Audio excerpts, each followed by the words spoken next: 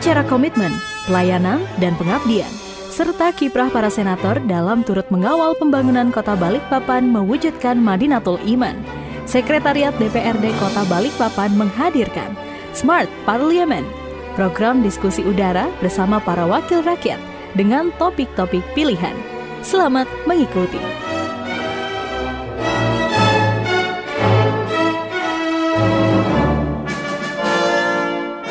Assalamualaikum warahmatullahi wabarakatuh. Selamat malam dan salam sejahtera untuk kita semuanya. Selamat datang di acara Dialog Warga bersama DPRD Kota Balikpapan yang malam hari ini menghadirkan Bapak Haji Ali Munsir Halim SE dari Partai Demokrat. Dan izin memperkenalkan diri, nama saya Edi. Saya dari Radio Smart FM dan saat ini acara ini disiarkan langsung di radio tersebut dan juga ada tayangan videonya nanti akan hadir juga di kanal YouTube di Smart FM Balikpapan ya.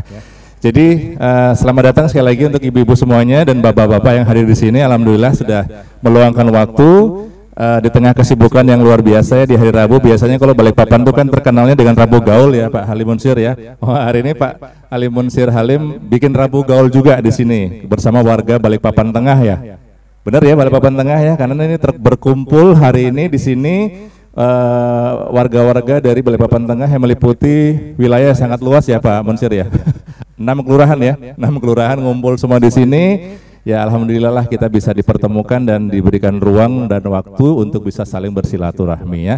Dan senangnya luar biasanya hari ini yang hadir lintas generasi juga ya. Walaupun beliau ini generasi selenial gitu ya. Senior milenial gitu ya. Tapi yang hadir lintas generasi ini senang nih saya. Ada yang masih muda-muda kayak Mbak ini, Mbak itu masih muda juga, senang melihatnya. Jadi rasa-rasanya apa ya? Ada kegairahan tersendiri gitu ya Pak ya. Berjumpa, bertemu dengan saudara-saudara kita yang berusia lebih muda gitu ya. Nah, mudah-mudahan hari ini, malam hari ini kita semuanya bisa bertukar pikiran nih dari yang generasi milenial, generasi Gen Z gitu ya, sampai nanti generasi senior milenial, kita bisa bertukar pikiran dan bisa urun rembuk lah begitu ya tentang bagaimana persiapan kita dari sisi daya saing sosial dan ekonomi warga Kota Balikpapan menyongsong kota kita, kota yang sangat kita sayangi ini, kota yang kita cintai ini menjadi beranda ibu kota Nusantara. Dan insya Allahnya sih momentumnya ya Pak Haji ya, itu insya Allah akan dimulai pada 17 Agustus 2024. Itu rencananya upacara 17 Agustus udah di situ. Nah ini lagi dikebut nih. Jadi upacara 17 Agustusnya udah nggak lagi di Istana Negara yang di sana, tapi udah di Istana Negara yang baru. Nah ini berarti kan kita punya waktu nggak sampai setahun untuk persiapan-persiapan agar kota kita dan kita sendiri ini siap sebagai tuan rumah lah begitu ya. Nah, bocorannya nih Bapak Ibu ya, bocorannya itu berarti akan ada 16.000 ASN pusat yang akan pindah ke sini. 16.000 ASN pusat itu satu. Otomatis kan ASN biasanya kan berpasangan kan Pak ya. Berarti kalau misalkan suami istri aja, berarti ada 32.000. Tambah anak 2, kebayangkan ya Bu ya, berarti ada 60-an ribu lebih. Kita kedatangan tamu nih, ya kita anggaplah kita kedatangan tamu ya dari pusat gitu ya, dan mereka akan menjadi bagian yang tak terpisahkan dari kita. Dan otomatisnya lagi karena namanya juga mereka kan sudah biasa tinggal di Jakarta ya, di kota-kota besar kan sudah terbiasa dengan yang namanya fasilitas-fasilitas. Pasti mereka akan memilih tinggalnya di sini. Otomatis tuh, biasanya mereka akan milih tinggal di sini dulu, atau mungkin mereka jalan-jalan dulu di sini sambil di sana persiapan misalkan 100% bisa ini. Tapi kan persiapan di sana kan nggak bisa juga dalam waktu yang cepat ya, paling tidak proyeksinya sendiri untuk pembangunan ibu kota Nusantara yang baru itu sampai tahun 2045, jadi masih panjang. Nah ini artinya Balikpapan sebagai beranda ibu kota Nusantara yang baru ini butuh banyak persiapan, butuh banyak sekali peningkatan skill yang nanti mudah-mudahan nih nanti dari Dinas Perdagangan ataupun juga dari Dinas Koperasi dan UMKM bisa memberikan gambaran kepada kita. Persiapan apa nih yang akan harus kita kuatkan, hal-hal apa saja, dan bagaimana kemudian kita menjawab tantangan itu agar kita tidak menjadi, kata Pak almarhum Pak Imdad Hamid kan, Kita tuh harus jadi tuan di rumah sendiri, jangan menjadi apa namanya? Benar ya Pak ya? Jangan jadi penonton gitu kan, nggak boleh kayak gitu ya. Nah mudah-mudahan nanti dari dinas perindustrian, dari dinas perdagangan dan juga dari dinas UMKM bisa bergabung bersama kita di malam hari ini, bisa tukar pikiran bersama warga Balikpapan Tengah ya. Tapi sebelumnya kita pengen mendengarkan sekapur sirih ya. Ibu-ibu, kapan terakhir kalau boleh tanya, kapan terakhir kali mendengar kata sekapur sirih? Kapan terakhir kalian mendengar kalimat sekapur sirih? Baru ini, lama banget berarti ya nggak dengar itu ya. Ya, sekapur sirih itu sama dengan kata pembuka gitu ya. Itu memang bahasa Indonesia yang lama sekali dan saat ini udah jarang sekali dipakai, jarang sekali digunakan gitu ya. Oke, sekapur sirih akan langsung dibuka oleh Pak Haji Ali Munsir.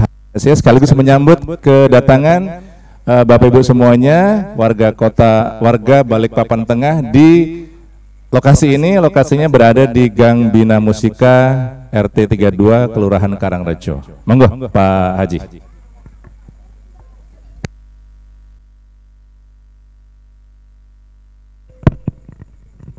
Karena Mas Edi tadi berdiri, saya juga izin berdiri. Assalamualaikum warahmatullahi wabarakatuh. Selamat malam, salam sejahtera buat kita semua, salam sehat. Pertama-tama dan paling utama, mari kita memanjatkan puji syukur kehadirat Allah Subhanahu wa Ta'ala, Tuhan yang Maha Kuasa, yang kita yakini bersama. Pada malam ini kita hadir di sini diberi nikmat sehat, nikmat kesempatan, dan nikmat lainnya, masih banyak nikmat-nikmat yang harus kita syukuri. Ibu bapak sekalian, malam ini merupakan bagi saya untuk dialog dengan warga ini adalah yang kedua kali.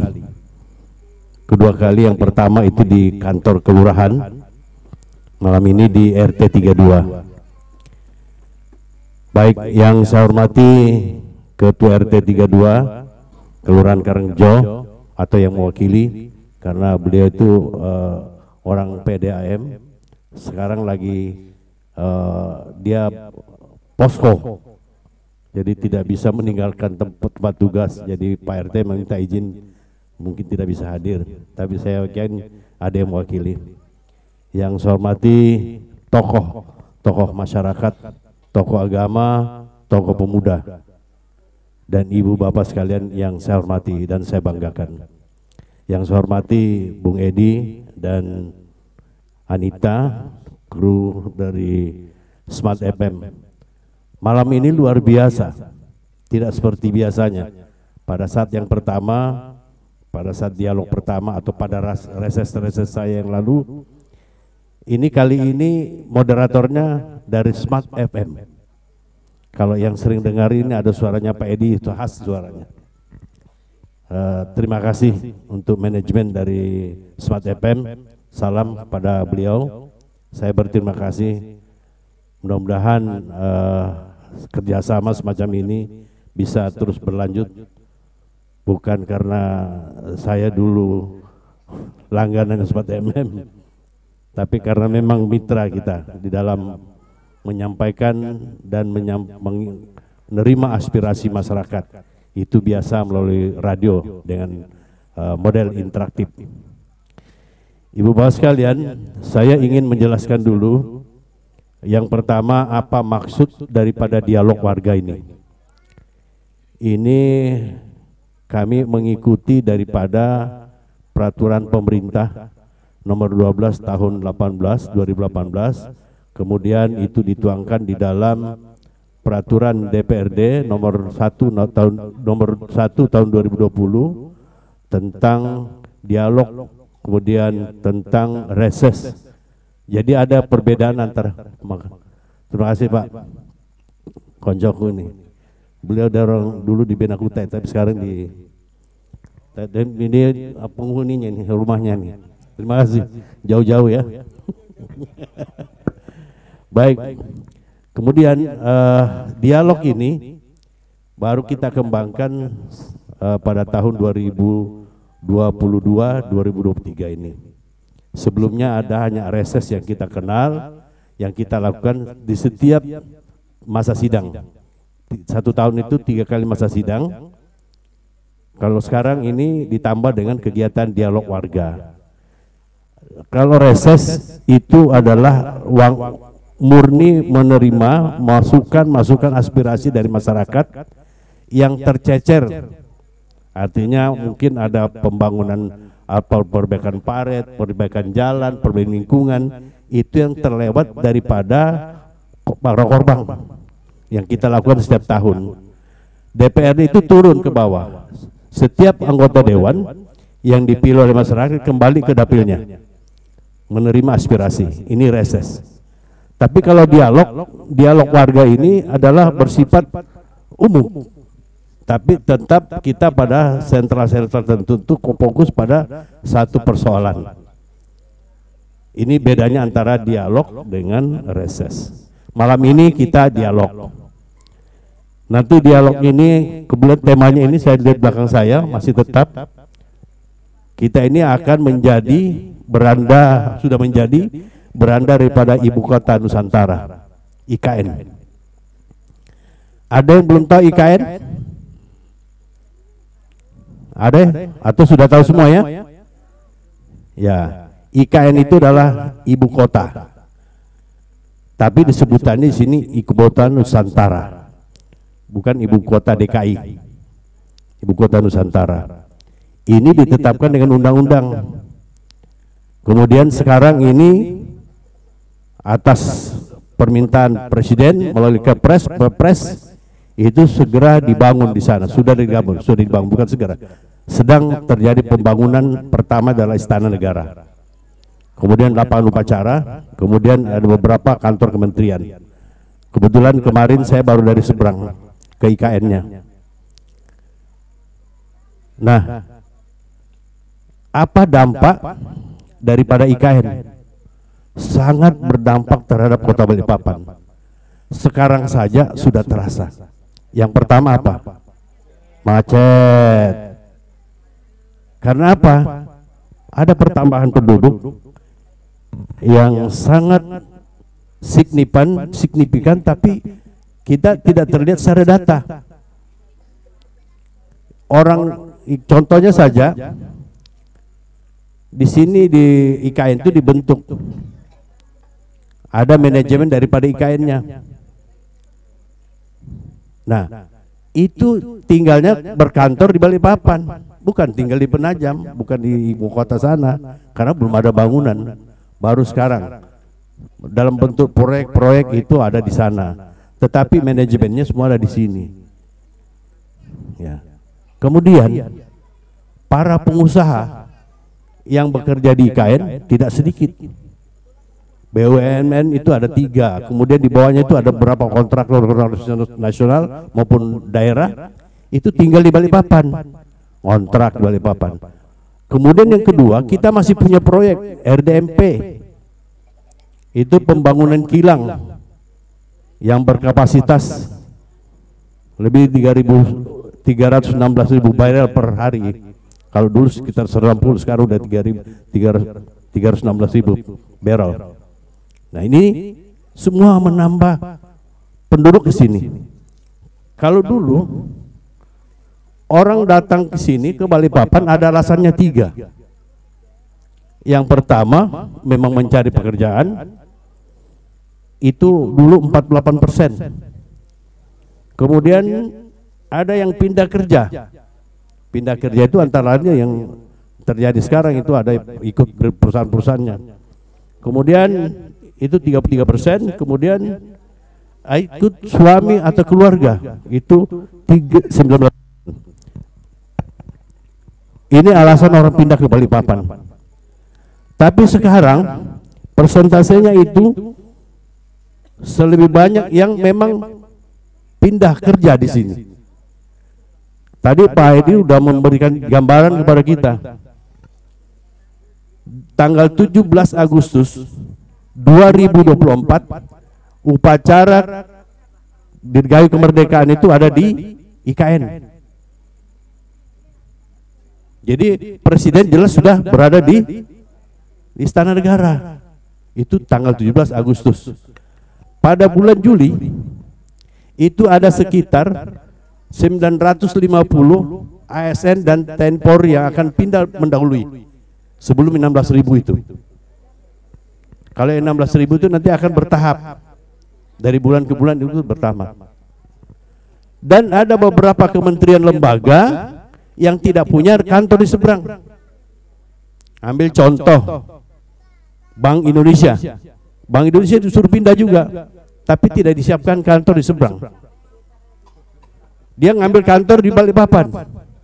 Kemudian perumahannya di Balikpapan.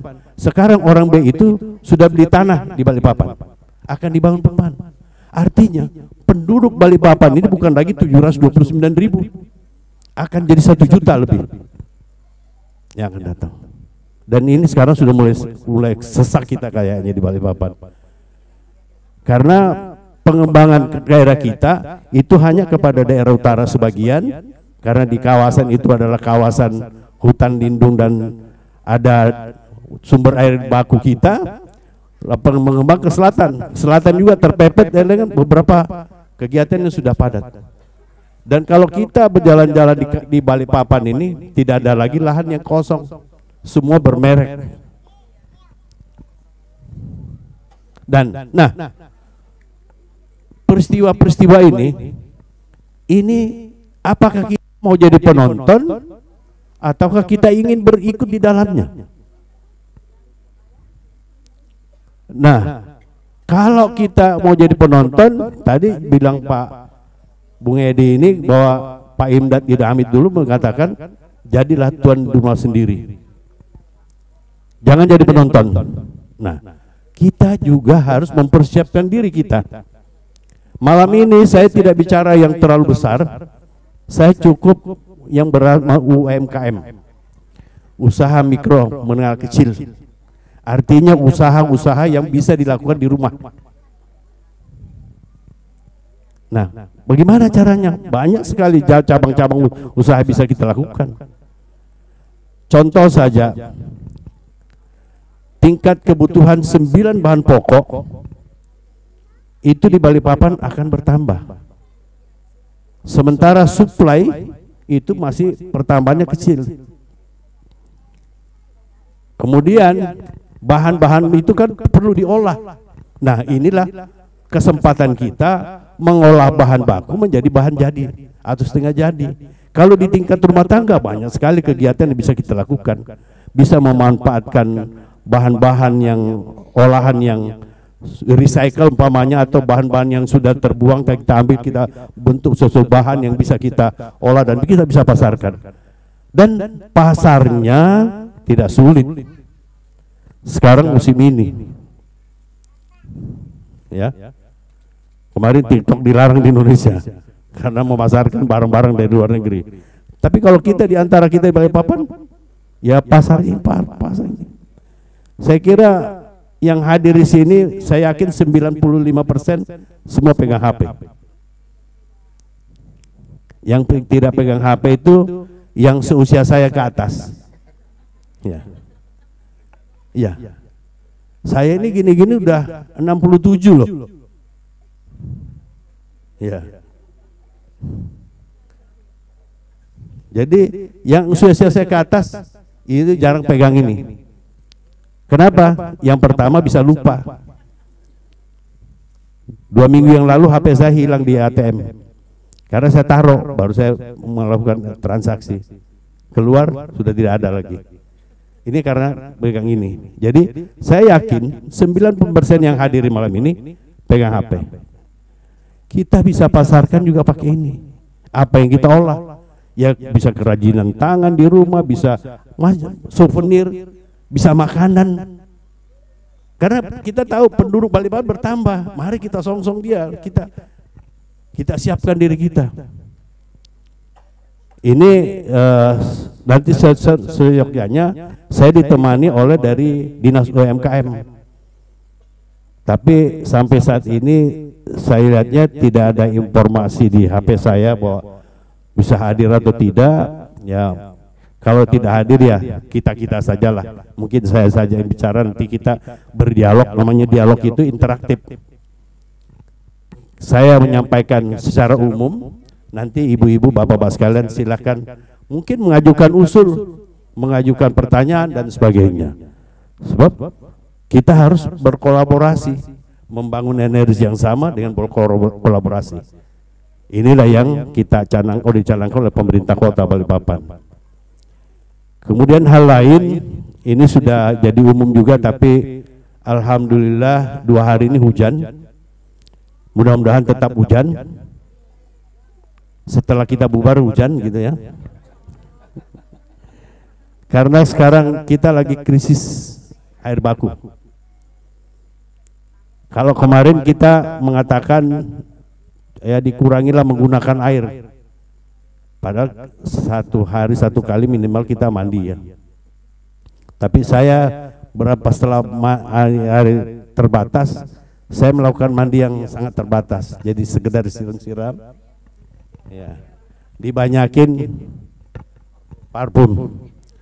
Yang jadi masalah kalau BAB, itu takaran air nggak bisa dikurangi. Bilang nanti segayung aja saya kiram, ya nggak bisa. Nah ini, ya pandai-pandai kita memanfaatkan air yang ada. Nah jadi itu aja yang pesan saya terakhir, bahwa mudah-mudahan hujan segera datang, dan ini sudah 2 kali, ini 2 hari ini berturut-turut, mudah-mudahan ada seterusnya dan kita kembali normal. Karena sekarang memang krisis sekali. Ini kalau dia kemarau lagi 1 minggu sampai 10 hari, habis airnya itu. Kenapa? Sifat kita ini adalah danau, bukan danau. Waduk itu tanda hujan, sama dengan mangkok. Ini isinya hanya 600 mm.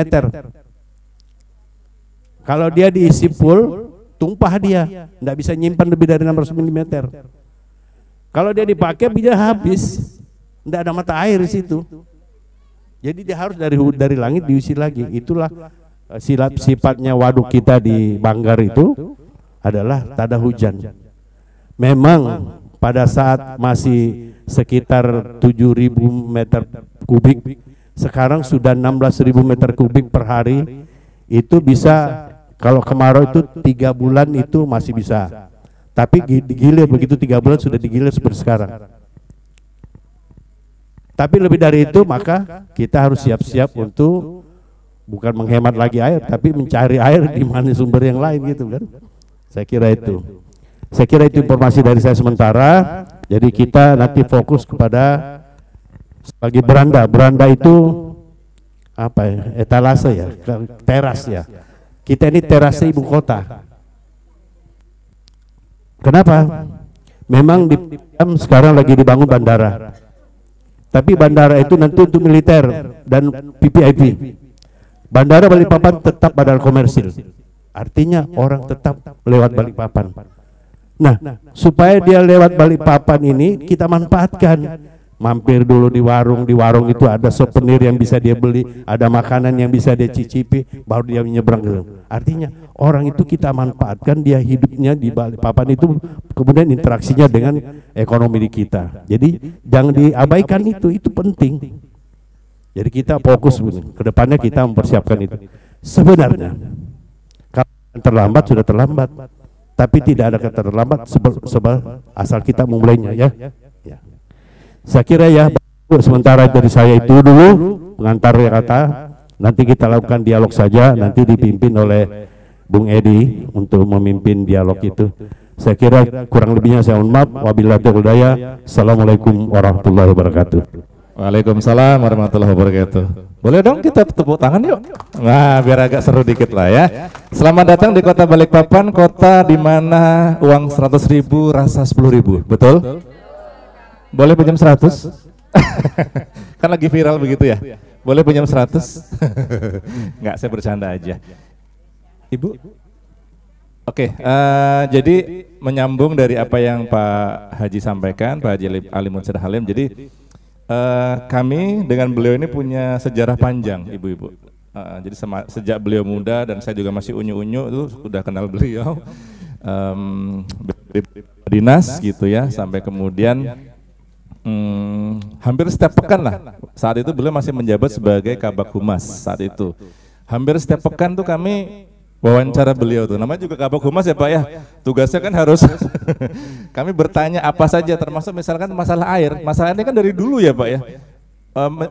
Bukan problem sih, maksudnya memang inilah karakteristik kota kita yang kota tak ada hujan. Jadi kondisinya akan terus akan terjadi, akan kita alami, di mana kalau kita mengalami kemarau yang agak panjang, ya kondisinya akan seperti ini. Tinggal memang kitanya sebagai warganya yang harus bijak gitu ya, memanfaatkan air gitu ya. Tapi insya Allah saya dengar ini Pak Haji nanti akan ada pipa yang tersambung ya Pak Haji ya. Akan ada pipa tersambung ya dari embung waduk yang ada di IKN, itu nanti akan nyambung juga ke sini, dan itu harusnya bisa membantu ya, stok bahan baku air bersih untuk warga Kota Balikpapan nih, karena memang seperti yang tadi Pak Haji sampaikan, hari ini saat ini jumlah resmi penduduk Kota Balikpapan sekitar 700 ribuan hari ini ya data ya, tapi sebetulnya jumlahnya sudah di atas itu. Karena kerasa sekali kan ya, kita jalan sebentar udah kerasa macetnya gitu ya. Kita jalan mall itu sekarang udah mulai makin rame gitu ya. Kuliner sekarang luar biasa. Syukur alhamdulillah Bapak Ibu yang punya usaha rumah kos-kosan, kontrakan, lagi tajir kan berarti kan saat ini ya. Lagi pada panen semua ini, hampir semuanya rata-rata penuh dengan entah dia pekerja RDMP, entah dia pekerja di IKN ataupun yang lain-lain, ataupun juga saudara-saudara kita yang memang karena tahu akan menjadi IKN berduyun-duyun ke sini mencari penghasilan yang lebih baik, penghidupan yang lebih baik lagi dari kota asalnya. Oke, yuk sekarang kita dialog ya. Namanya juga tajuk acara dialog ya, dialog warga. Dialog itu seperti yang tadi Pak Munsir katakan ya, interaktif. Ada Anda bertanya, bukan saya yang menjawab, saya nggak berani jawab. Pak Munsir yang jawab nanti ya. Yuk ada yang mau mulai? Yuk, bebas pertanyaannya, yang penting sesuai dengan topik saja. Bagaimana mempersiapkan daya saing sosial dan ekonomi? Kita ada 2 kalimat penting di situ, sosial dan ekonomi. Masyarakat menyongsong Kota Balikpapan sebagai beranda ibu kota Nusantara. Tambahannya adalah sebagai beranda ibu kota Nusantara yang baru. Monggo, yang Gen Z boleh, mau yang milenial boleh, oke. Nggak apa-apa, saya aja ke sana Pak. Jadi biar Bapak standby aja di situ. Saya tuh senang menjemput impian. Yang mana ya? Ini generasi milenial ya Pak Haji. Gen Z, impian ini impian. Baik, assalamualaikum warahmatullahi wabarakatuh. Nama saya Ekna Putri, asal Mekarsari RT 06. Status. Baik, sebenarnya saya juga pernah ikut dialog yang pertama, jadi ini adalah pertanyaan yang sebelumnya tuh tertahan, dan ini saya mau nanya bahwa sesuai dengan tema kita, yaitu di highlight adalah daya saing ekonomi, bahwa ekonomi itu bukan hanya berfokus pada pelaku usaha, tapi di sini saya akan memberikan pertanyaan apabila saya berada di posisi konsumen, bahwa apakah ada jaminan terhadap produk yang dijualbelikan oleh produsen atau biasa kita sebut sebagai UMKM yang bisa terjamin kualitas serta kebersihannya, melihat bahwa setelah terbitnya sebuah NIB atau nomor induk berusaha, NIB tersebut akan berlaku sepanjang usaha tersebut masih berjalan.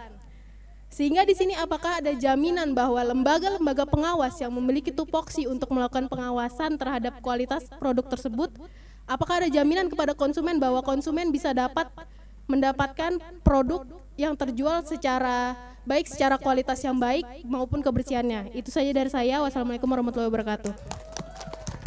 Luar biasa ya, kalau anak Gen Z nanya itu bikin deg-deg ser gitu. Pak Haji monggo disiapkan dulu jawabannya. Ada lagi? Yuk kita dialog. Nah, Mbak nggak kesini aja?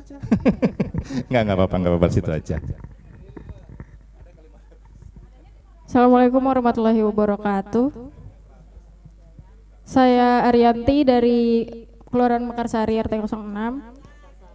Saya izin bertanya, berhubungan dengan tema yang sekarang itu mempersiapkan daya saing sosial dan ekonomi masyarakat. karena Kota Balikpapan akan menjadi beranda ibu kota Nusantara. Pertanyaannya, apakah yang dipersiapkan hanya infrastrukturnya saja atau dengan sumber daya manusianya juga seperti pekerja-pekerja yang ada di Balikpapan? Jika sumber daya manusia juga disiapkan, apakah ada program kerja yang akan dilakukan untuk mempersiapkan sumber daya manusia di Balikpapan ini dapat bersaing dengan sumber daya manusia dari kota lain yang menjadi pendatang di kota ini? Terima kasih. Wassalamualaikum warahmatullahi wabarakatuh. Ada 500 di sini jatuh. Ini pertanyaannya berat loh Pak Haji. Dah saya batasi dulu dah, karena pertanyaannya luar biasa berat ya. Saya aja yang denger gitu ya. Itu udah rasanya gimana gitu, tapi anak Gen Z tuh begitu tuh. Salut deh anak Gen Z ya. Thank you. Monggo Pak Haji. Baik. Yang pertama, terima kasih. Si Ekna ya? Iya. Dari Mekarsari. RT 06. Ketua RT-nya siapa? Ketua RT-nya siapa? Salim ya? Ya. Caleg ya?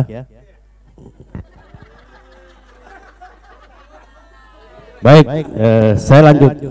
Terima kasih atas pertanyaannya. Jadi begini, tadi saya sampaikan bahwa kalau kita membahas tentang beranda ibu kota dan daya saing itu sangat luas. Tapi saya batasi pada UMKM. Malam ini kita bicara tentang daya saing tentang UMKM. Jadi bukan berarti saya tidak mau menjawab secara umum ya, tapi kita fokus. Jadi tapi betul ada kaitannya dengan UMKM. Kita harus ada pengendalian mutu. Itu dilakukan oleh Dinas Perindustrian, dilakukan oleh Dinas Perdagangan. Jadi ada beberapa namanya tim pengendali mutu. Jadi setiap, tapi itu sekarang belum apa namanya, tidak interaktif, tapi lebih banyak kepada menerima laporan. Saya menyampaikan ini apa yang saya monitor sebagai anggota dewan itu memanggil mereka sebagai dalam rapat dengan pendapat. Tentu juga jadi pertanyaan saya, bagaimana Anda melakukan terhadap kontrol terhadap mutu sehingga nanti konsumen itu bisa terlindungi. Sekarang sudah banyaknya, kita lihat dari online saja. Kita pesan barang, katakanlah ini HP, saya pesan casing yang modelnya seperti yang ini, tapi ya kemudian yang datang karena ini online sudah COD, kita mau bertukar dengan yang bawa. Dia bilang saya cuma kurir Pak, Bapak bayar saja COD-nya dulu baru buka, ya kan? Begitu kita buka ternyata tipenya bukan itu yang kita minta. Ini baru soal tipe, padahal bisa juga dimanfaatkan ke yang lain, tapi kan saya nggak punya tipe yang lain, kan saya butuhnya yang ini. Nah ini contoh di dunia online sekarang itu sangat riskan dengan penipuan. Saya pernah beli ini sepatu,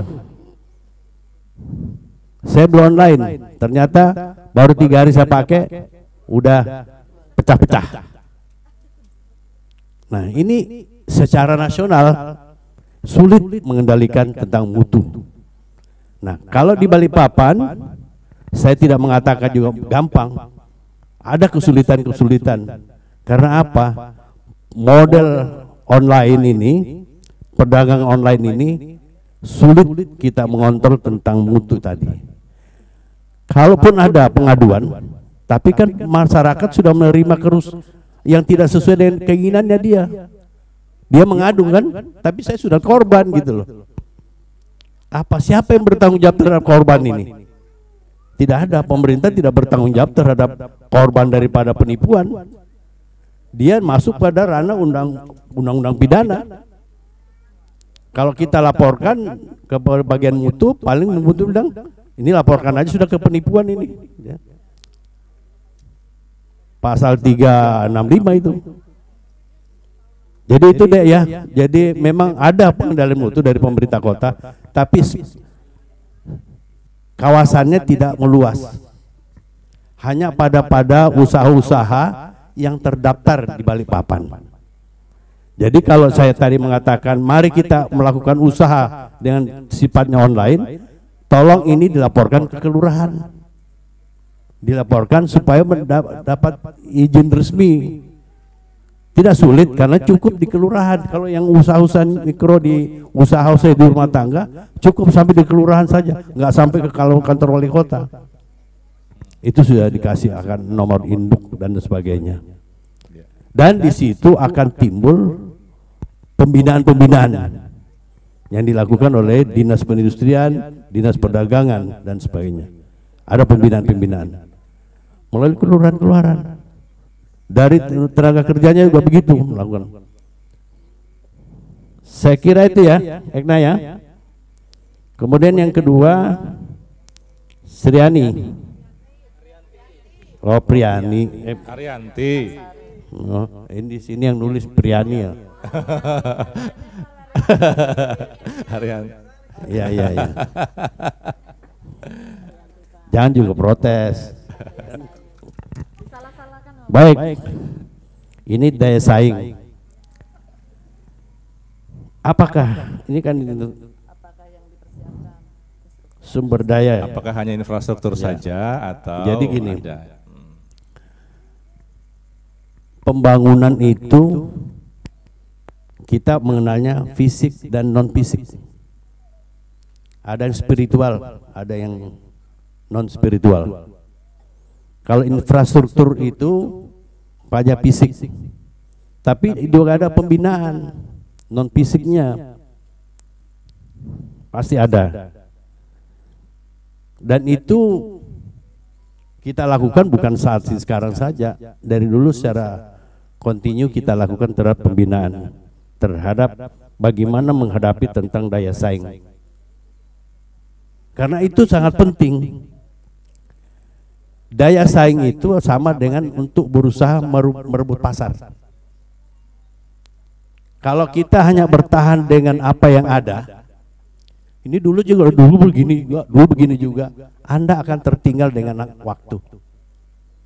Kita akan tertinggal dengan waktu dengan hanya mengandalkan ini dulu begini loh, ini dulu begini aja. Jangan pakai dulu lagi, tapi upgrade diri kita. Kemudian kita kalau kurang minta kepada pemerintah. Nanti pemerintah melakukan upgrading, melakukan pelatihan. Nah, ini untuk menjaga daya saing. Daya saing ini harus dipelihara, harus selalu dilakukan upaya-upaya untuk melakukan daya saing. Itu apa? Untuk merebut pasar. Kita berusaha yang terbaik. Kalau kita yang terbaik, orang akan beli.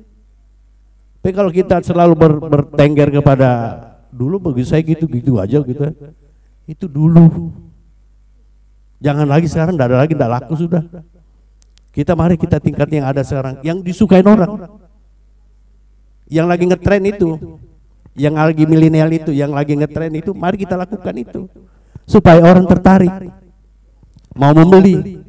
Itulah tugasnya. Kita perlu mempertahankan daya saing itu, kita selalu tingkatkan. Ya Pak Edi ya? Ya Bung Edi. Oke. Saya kira itu, makasih ya. Untuk Prianti. Ya, lanjut ke Bung Edi. Oke, jadi memang seharusnya kalau pertanyaan tadi itu yang lebih paham ininya adalah eksekutif ya Pak ya, karena mereka sebagai pelaksana. Tapi saya coba tidak giring, tapi mungkin lebih ke ini Pak Haji. Kan DPRD itu salah satu tugasnya adalah menghasilkan produk hukum. Nah, berkaitan dengan daya saing nih, apakah Dewan kita itu sudah menyiapkan perda atau aturan lain yang bisa mensupport daya saing, atau katakanlah memberi perlindungan kepada warganya agar tidak menjadi tamu di rumah sendiri? Monggo, apakah sudah ada pembicaraan seperti itu? Sudah ada. Justru itu yang dilakukan oleh UPD sekarang. Oh, oke. Bertumpu kepada peraturan daerah dan peraturan pemerintah. Kemudian turun dari peraturan daerah yang sudah diterbitkan di periode dulu sebelum saya. Oh baik. Ya, Ya. kita sekarang melanjutkan. Ya. Memang ada pengembangan berdasarkan perwali, peraturan wali kota. Ya. Betul ya. Ya. Kalau nggak salah dengar Pak ya, kita sedang akan mengesahkan ya revisi Perda SDM ya tentang ketenaga kerjaan. Kemudian juga kalau tidak salah juga berkaitan dengan ada 2 perda ya yang sebentar lagi itu akan, kalau nggak salah bulan ini atau pokoknya di tahun inilah itu akan diketok, dan itu memberi perlindungan kepada anak-anak Balikpapan. Salah satunya itu bunyinya itu kalau nggak salah kewajiban perusahaan yang beroperasi di Balikpapan itu minimal menyerap 70% ya? Saya lupa persentasenya. Tapi dia harus menyerap sekian persen orang lokal. Begitu ya Pak Haji ya? Mungkin boleh ditambahkan. Jadi begini, di dalam peraturan itu yang kita rancang itu mengutamakan orang lokal, tenaga kerja lokal, tetapi yang berkualitas. Ada di sini daya saing. Ya.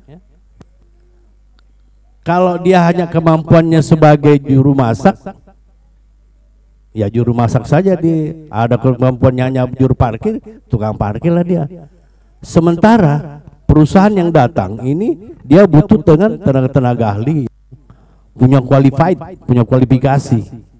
Nah ini yang dilakukan oleh tenaga kerja untuk meningkatkan kualifikasi daripada angkatan kerja yang akan masuk di dunia kerja. Nah begitu juga di UMKM. UMKM ini nanti akan dibina oleh dinas UMKM yang kemudian produknya mungkin kurang ini dan kurang kualitasnya akan ditingkatkan sehingga dia punya daya saing, bisa diserap oleh dunia pasar gitu. Itu saya kira begini ya. Lanjut. Oke. Jadi begitu ya ibu-ibu dan kita bapak. Sampai jam 12 ya. Oh, jam 12 Pak? Oh salah. Oh saya kaget juga Pak. Ya sebetulnya saya seringnya orangnya pendiam, tapi kalau ketemu Mike tuh ngomong ya terus. Ya jadi Mekarsari sudah, Semberjo ada? Saya orang sini juga loh. Semberjo ada? Oh, saya kan hostnya.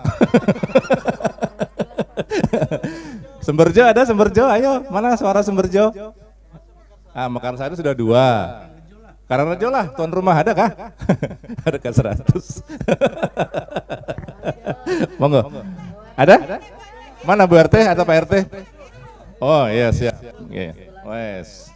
Ibu tenang aja. Saya jemput kok.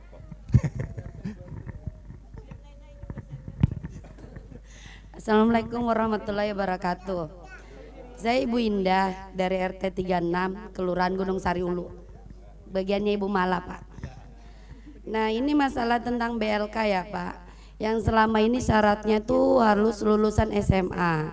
Sedangkan di warga saya tuh ada mulai dari kecil dia tuh terlantar. Sekarang usianya udah 22 tahun, nggak punya pendidikan, tapi bisa baca tulis. Nah saya tuh kepingin dia sekolah masuk ke BLK, tapi kan nggak bisa karena syaratnya harus SMA. Sedangkan dia nggak punya Pak, nggak punya ijazah itu. Itu yang pertama ya Pak. Nah bagaimana solusinya supaya itu untuk yang masalah kelulusan yang SMA itu bisa ndak yang umur 20 walaupun dia nggak punya ijazah tapi dia bisa baca tulis disalurkan ke BLK yang misalnya dia punya minat di bagian mesin atau apa gitu loh Pak. Nah yang kedua Pak, ini masalah tentang air ya Pak ya. Ini kebetulan di tempat saya itu dulunya banyak sumur Pak. Karena adanya masuknya PDAM, akhirnya sumur-sumur ini ditutup kan, nggak dibutuhin. Sekarang ini pas air susah, kita ini butuh sumur. Jadi saran saya, bagaimana kita ini di tiap RT dikasih sumbangan lah Pak untuk sumur bor, walaupun cuma 1, yang supaya itu kita bisa bagi ke warga-warga airnya Pak. Ya cukup 2 itu aja dulu Pak. Assalamualaikum warahmatullahi wabarakatuh. Ide yang bagus Pak Munsir ya. Saya dukung Bu ya. Soalnya kerasa juga nggak ada air ya. Uang 100 tuh nggak ada apa-apanya loh. Kemarin waktu air banyak tuh kalau nggak Bu ya. 1 tandon 80 ribuan. Sekarang Sekarang kalau yang kemarin waktu bayar air itu rasanya 80.000 masih boleh dapat gitu loh. Sekarang udah nggak bisa. 100.000 nggak berlaku. Ada 100 Bu. Enggak, saya bercanda aja. Pak Haji menanggapi langsung, silakan. Baik, ya Ibu Indah, terima kasih kehadirannya jauh-jauh dari Gunung Sairulu. Oh ya, saya mohon maaf berdiri dulu karena tadi berdiri supaya adil. Baik, jadi gini, yang pertama kalau bicara soal syarat kita tidak bisa intervensi langsung. Mungkin nanti intervensinya di peraturan. Ya, jadi artinya kita perlu nanti ada rapat dengar pendapat dengan Dinas Tenaga Kerja, kemudian BLK, kemudian kita bisa panggil melalui Komisi 4. Tapi saya sekarang di Komisi 2. Tapi tidak apa-apa, itu bahan saya laporkan di dalam rapat-rapat kami di DPRD. Ini namanya saya akan sampaikan aspirasi Ibu. Tapi saya tidak bisa menjawab secara konkret malam ini ya Bu ya. Kemudian yang kedua, sumur. Kalau ini saya bicara di tempat saya saja. Di rumah saya itu di depan rumah dia ada punya sumur bor. Airnya itu tidak perlu dipompa, dikeluar sendiri. Tapi karena kita sudah ada PDAM selama ini Nina bobokan, dia tidak hiraukan. Akhirnya itu mati. Ya kalau mau dilakukan lagi, dibor lagi kembali kan? Artinya uang lagi kan? Ya. Nah, sekarang baru dia bilang, bagaimana ya kalau kita lakukan? Saya bilang, kalau cuma menunggu sesaat ini, jangan dulu, aku bilang, nanti buang uang percuma. Jadi begini Bu, memang ideal sekali saran Ibu. Satu RT ini di Balikpapan itu sudah hampir 2.000 RT. Kalau kali 100 juta 2 miliar ya? Lebih apa ya? Oh, lebih malah ya. 200 hampir 220. Ya, gitu. Ya. Artinya sebenarnya nanti jadi dipilih, nanti akan saya sampaikan ini Bu juga. Ini masukan saja. Saya tidak bisa memberi jawaban yang konkret karena rasanya dari sisi anggaran itu tidak mungkin. Tidak bisa disamaratakan semua RT dapat gitu nah. Ya, memang mungkin kita lihat juga mungkin pada daerah-daerah ketinggian ada skala-skala prioritas. Kalau yang di bawah nggak perlulah dikasih sumur-sumur gitu. Sama dengan mungkin yang perlu ditingkatkan sekarang oleh PDAM.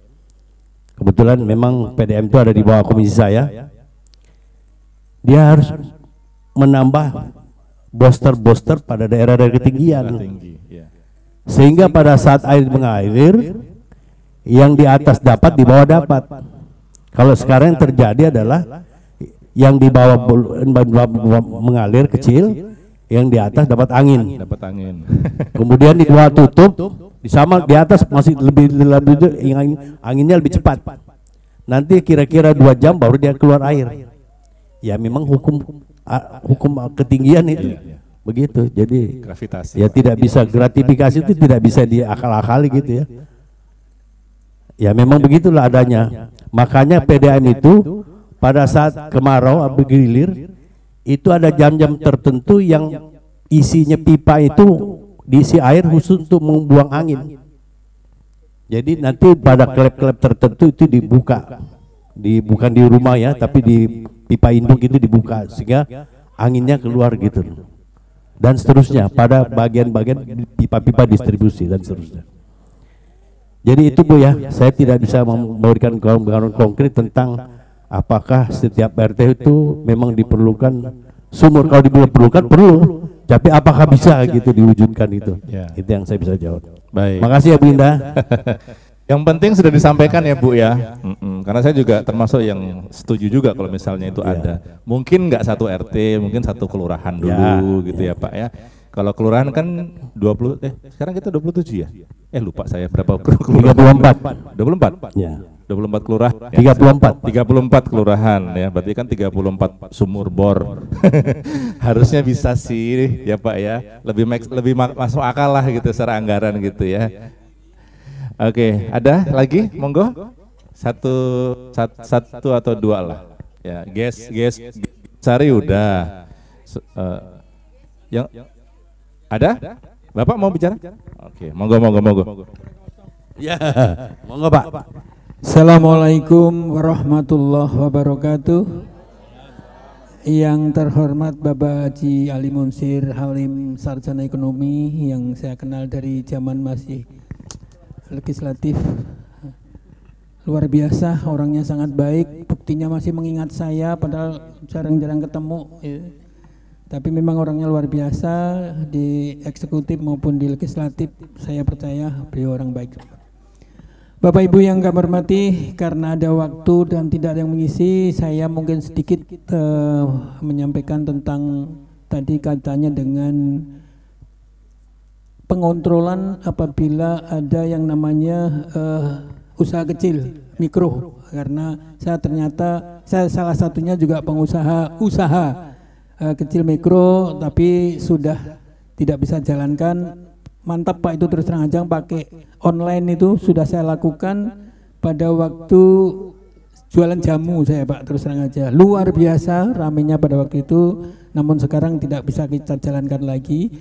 Dan untuk hygiene sanitasi sebetulnya itu kita kerjasama dengan apa yang disampaikan Bapak tadi, salah satunya adalah juga dari Dinas Kesehatan, karena pasti itu akan dibina. Jadi akan dibina usaha-usaha mikro itu apabila kita sudah terdaftar, dan cari izin itu tidak susah maupun melalui online. Saya melalui online saja sudah keprint, sudah tingkatnya sudah bukan hanya kelurahan, tingkatnya sudah wali kota, sudah itu di print, tidak usah datang. Jadi yang saya kira untuk kesehatan dan kebersihan apabila itu kita daftar pasti dikelola, dipanggil dan bagaimana cara mengatasinya. Selanjutnya Bapak Ibu sekalian, yang menjadi kendala Pak Ali Munsir kalau menurut saya masalah pendanaan. Pendanaan itu memang ada bagi orang-orang yang sudah jalan, maksudnya itu yang sudah usaha. Jadi minta izin, minta dana itu apabila sudah berjalan dulu. Udah warungnya ada, usahanya ada, biasanya gitu. Ya gitu ya. Jadi kalau kita mau mulai usaha, tapi kalau tidak punya dana, cari dananya itu agak sulit. Namun apabila sudah punya usaha itu tidak sulit apabila tahu jalannya juga. Itu perlu tahu jalannya, tidak semua orang ngerti, yang jelas gitu. Jadi Bapak Ibu sekalian, terutama untuk tenaga kerja, Bapak untuk pesaing, untuk Bapak mungkin perlu sarankan seperti dulu ada pelatihan-pelatihan yang dibiayai oleh dinas tenaga kerja. Jadi karena saya pernah jadi trainer di perhotelan, itu dibiayai oleh dinas tenaga kerja. Mungkin juga dari mesin, dari listrik yang tidak sekolah tapi dikasih pelajaran dari dinas tenaga kerja. Saya kira itu Bapak yang bisa sampaikan untuk ya kayak tadi pembangunan untuk gang untuk apa, karena mungkin ya sekarang udah jarang lah ada gang yang rusak dan itu pun di-cover oleh kelurahan, tapi ada juga yang dari DPR. Saya kira itu Pak mungkin yang bisa sampaikan, terutama pendanaan dan untuk kebersihan tadi yang diragukan oleh Mbak, tapi apabila sudah terdaftar biasanya dipanggil dikasih saran-saran seperti ini. Dan saya pernah jualan es campur pun didata dan dilihat bagaimana kondisi tempatnya, kondisi ininya, yang jelas itu pasti dideteksi. Saya kira itu Pak. Terima kasih. Wassalamualaikum warahmatullahi wabarakatuh. Baik, terima kasih Bapak untuk pertanyaannya. Ada lagi? Nggak ada? Berarti terakhir ya. Terakhir sekaligus nanti Pak Haji bisa memberikan closing statement ya Pak ya. Karena sudah jam 9 lewat, sudah mulai banyak mata ibu-ibu yang mulai meredup gitu ya. Termasuk saya juga udah mulai lemah baterainya. Tadi dari kilo 14 soalnya. Acara yang sama. Monggo Pak Haji. Baik, terima kasih Bung Edi. Matur suwun Mas. Kulo niku wong Solo. Toko Sulawesi Selatan. Rata tak tak tak tak tak tak tak. Bapak ngajak dalang. Baik, jadi apa yang disampaikan beliau sangat benar.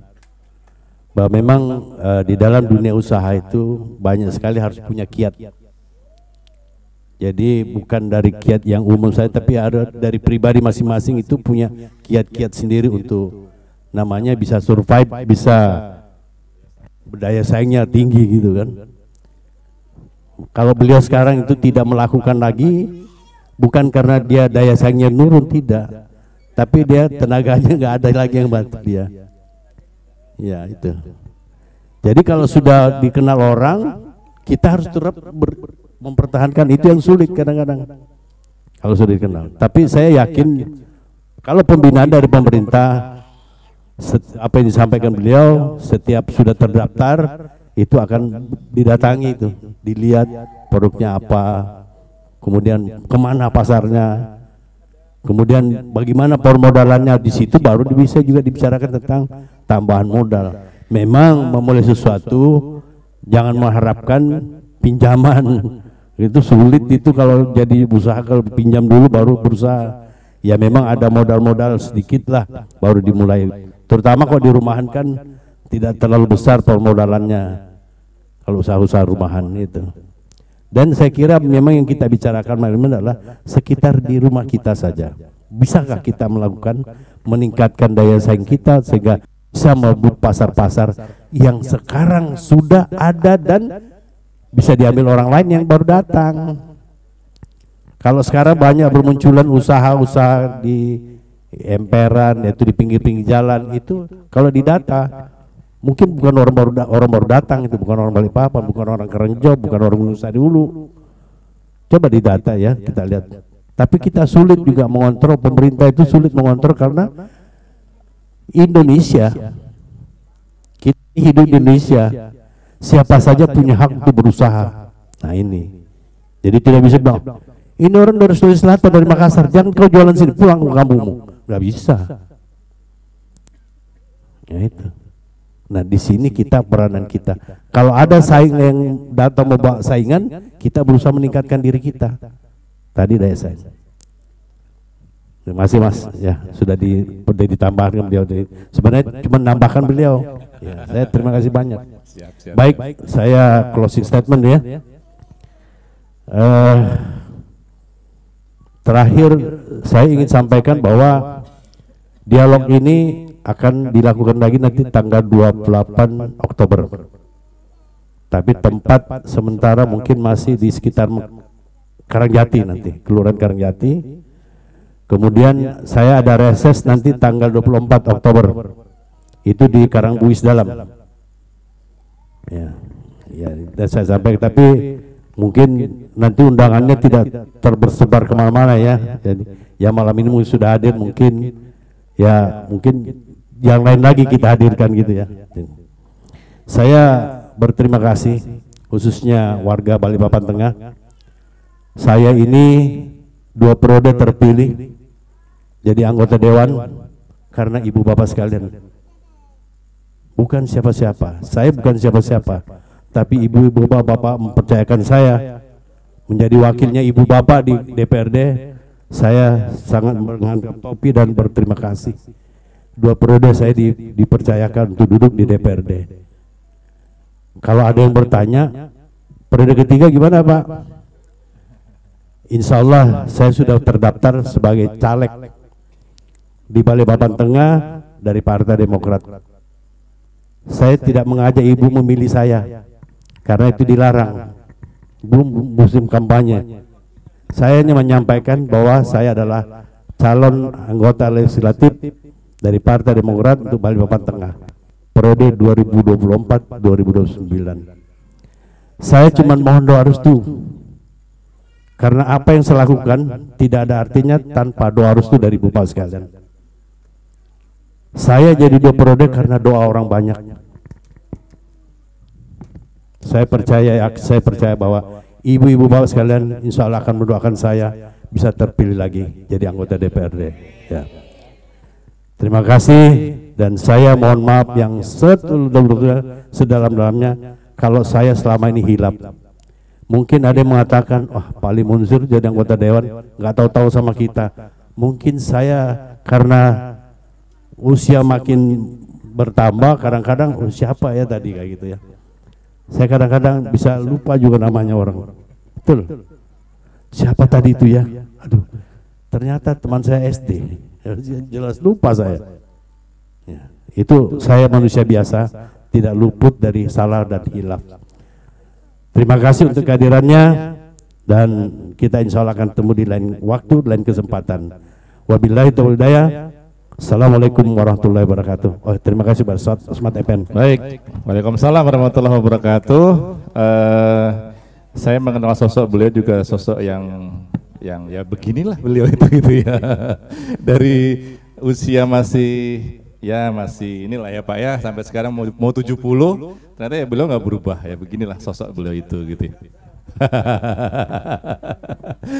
Ya, hari ini kita baru saja menyelesaikan kegiatan dialog warga dengan tema mempersiapkan daya saing sosial dan ekonomi masyarakat menyongsong Kota Balikpapan Anda Ibu Kota Nusantara ya. Mudah-mudahan dari apa yang kita obrolkan hari ini nanti beberapa yang menjadi catatan ya Pak Haji ya, itu akan dibawa oleh beliau ke komisi beliau di komisi 2 ataupun mungkin nanti lintas komisi juga, karena ada beberapa masukan-masukan itu bukan di komisinya beliau tapi harus lintas komisi, ataupun juga nanti disampaikan kepada dinas terkait ya, karena DPR itu kan pengawas kan Pak, fungsinya sebagai pengawas kan, mengawasi itu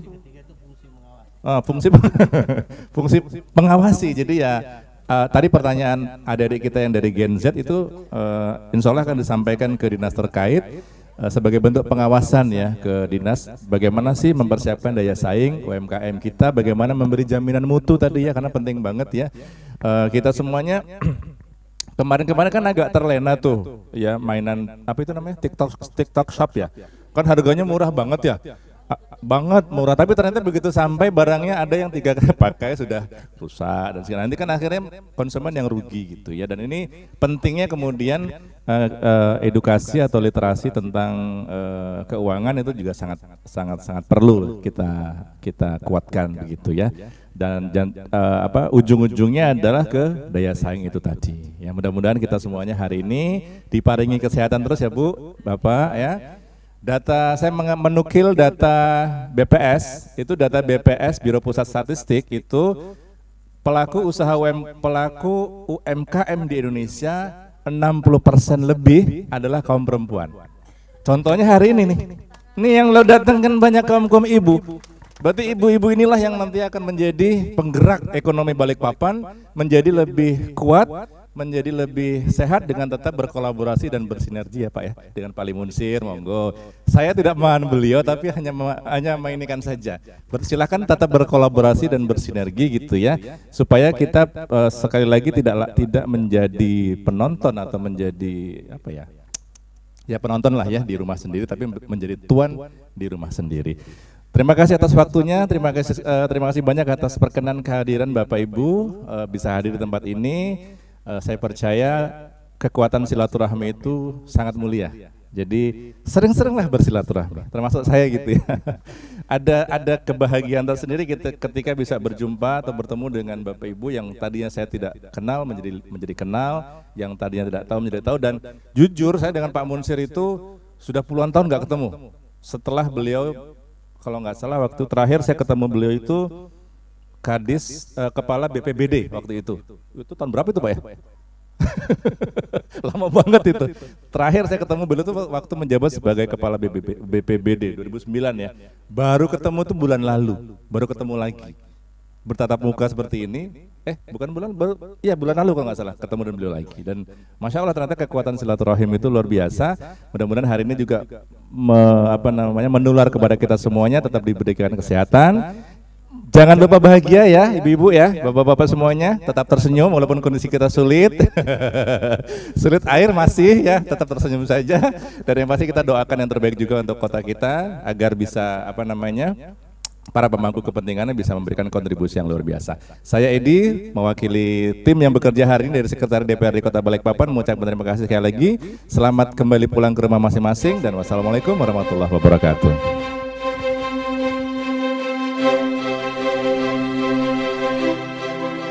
Diskusi udara bersama Wakil Rakyat Kota Balikpapan telah Anda ikuti. Nantikan kembali Smart Parliament, edisi berikutnya dengan topik lain yang lebih menarik.